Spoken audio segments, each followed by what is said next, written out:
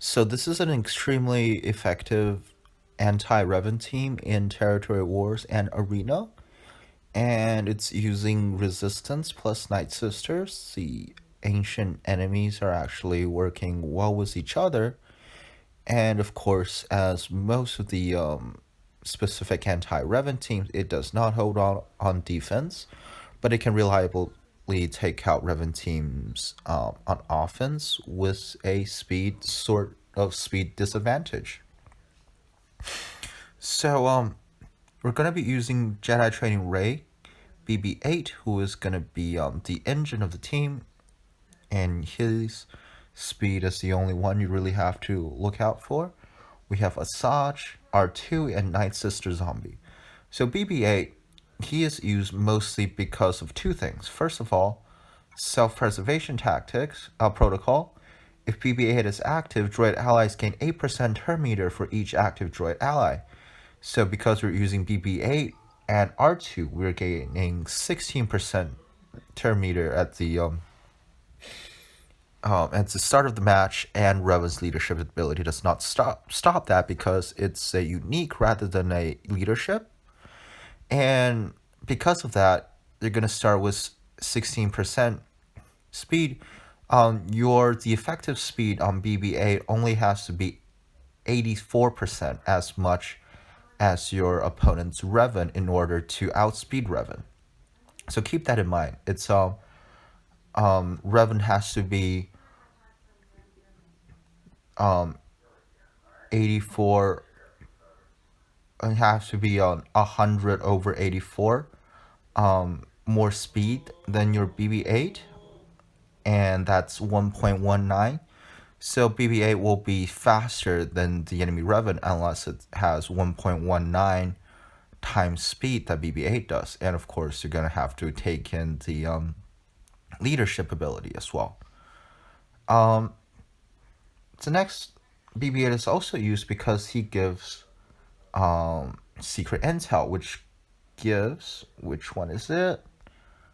Here, yeah.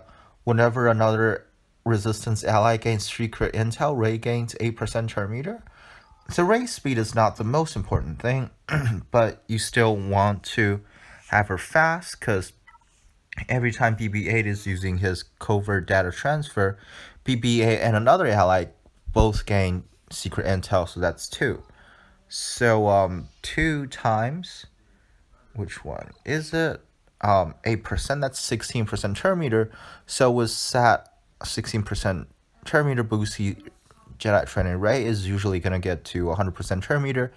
So she can use Mind Trick to remove turn meter for Revan. And after that, what's going to happen is that you want R2 to go and use Smoke Screen to stealth everyone except for Zombie. And Zombie will be out there taunting, but it doesn't matter because she is not going to die. She's going to revive over and over again as long as Asajj is still alive. And Asajj there is here for a couple of reasons. First of all, she says Zombie can stay alive, so Zombie can revive over and over again because Asajj is still alive. Her Strike Fear dispel all buffs on all enemies and cannot be evaded.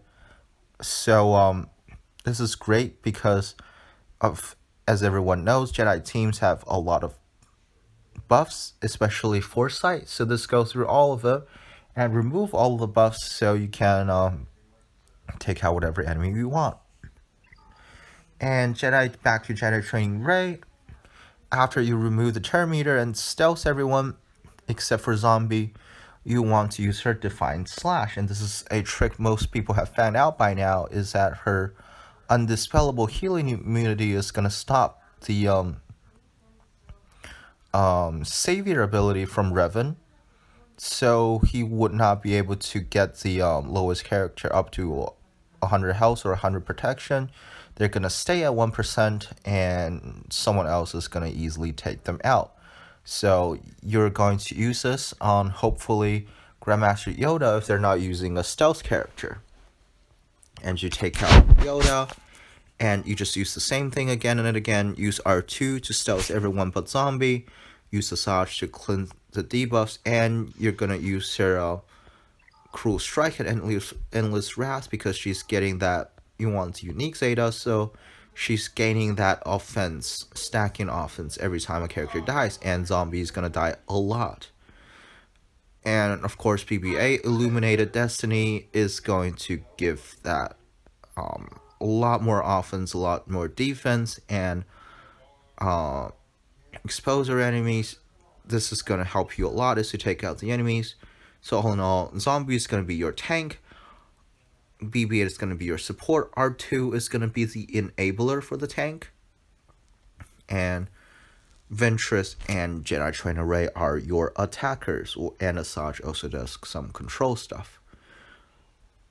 So, my BB-8 is plus 95, he is at 263, so this is pretty slow.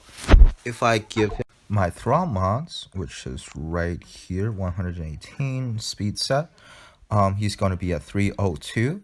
So let's go to the calculator section to see what the effective speed would be against the Revan team. So now in the calculator app, so 302 speed is on my BB-8, and with the 1.19 multiplier because of the 16% turn meter equals to an effective speed of 359. So which means any Revan that is below 359 speed, including the leadership bonus, is going to be slower than my BB-8. Now, my BB-8, aka my Thrawn, doesn't have the best mods. My mods are really terrible. I have like one god mod and that's it. So if you have faster mods, you can easily make your BB-8 speed up than a lot of Revans. So next we're going to cut to footage. As you can see, as you will be able to see, it did not go that well the first time. My Jedi Rey training came out of stealth way too early, and she got focused, and everything immediately went chaotic, and I lost. And the second round, I still had the same problem, but Revan doesn't really focus on JTR. I think it's just Treya and Nessa got focused. And this time he picked instead my Nightsisters zombie, which I was lucky. So I think what I should do in the future is not to use Asajj's Strike Fear too early, because it also removes turn meter. And ironically, I want Revan to move a bit faster before my Jedi Training Rey comes out of stealth, or anyone else come out of stealth. So I'm going to leave the footage down there. And honestly, even without a perfect strategy, I have been winning very consistently with this team. Around like more than 30 tries I've had with this team, I've only lost, this is my third time losing on offense. So I think it's a very effective offensive team against Revan. You just need to have your BB-8 go first and have a smart strategy about it. So now let's go into the footage.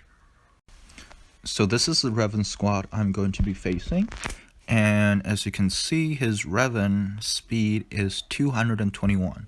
And 221 with, I think 40 speed bonus, because he's running both Jolie and Bastila. That's 40 speed boost, so it's 261. So we're going to see what the speed on our BB-8 is. And he's very poorly modded, but his speed is 263. With 263, he is going to be faster than every Revan who is not over 283. And 283, and the enemy Revan is running at 261, so our BB-8 can go first. And as you can see, he's not very well modded. He also missing 6p from the final Gear 12 plus piece, so it's not hard to outspeed Revan at all.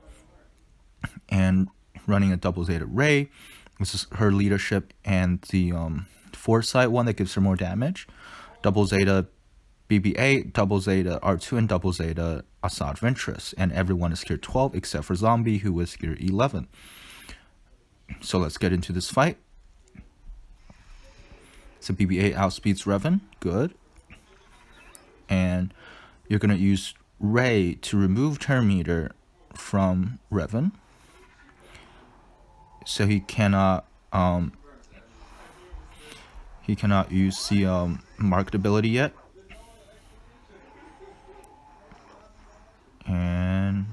And all right, so they're not using General Kenobi, which is interesting. So we're gonna start with Jolie. It's gonna push back some turn meter. And is Revan gonna move yet? This is gonna be bad because Rey is coming out of stealth, and this is quickly gonna fall apart, I'm sure.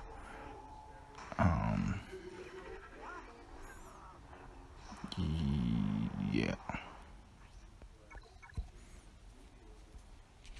So as you can see, the last attempt did not go well, but this team still has the ability of beating Revan fairly consistently, I swear. So we're gonna try it again. Remove turn meter. Suddenly going Revan, and alright. Good. Everything is going well so far. Go for Revan first, because he is not safe anymore.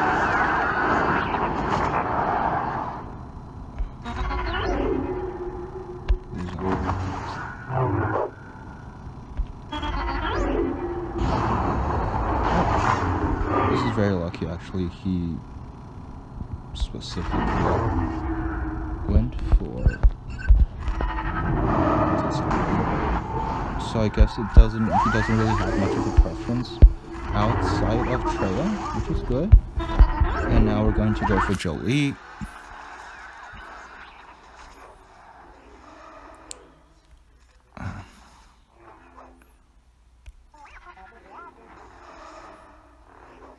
Alright. Remove turn meter from Revan. Stealth everyone. And call in BBA. He's stunned and burn everyone. Heal up. We made a Destiny. This is basically over. Let's see if he can stun. No. But see, the idea is to keep all the other characters stealth as much as possible, while you leave only zombie out there who'll be taking a lot of beating but still reviving nevertheless. And it's fairly reliable. The only problem you could possibly run into is the first attempt where our characters have too much of a speed lead over Revan that we were coming out of stealth when Revan takes his first move, which is unfortunate. But normally, as long as the speed advantage is not that drastic, your speed advantage is not that drastic, ironically, you will be taking out Revans easily.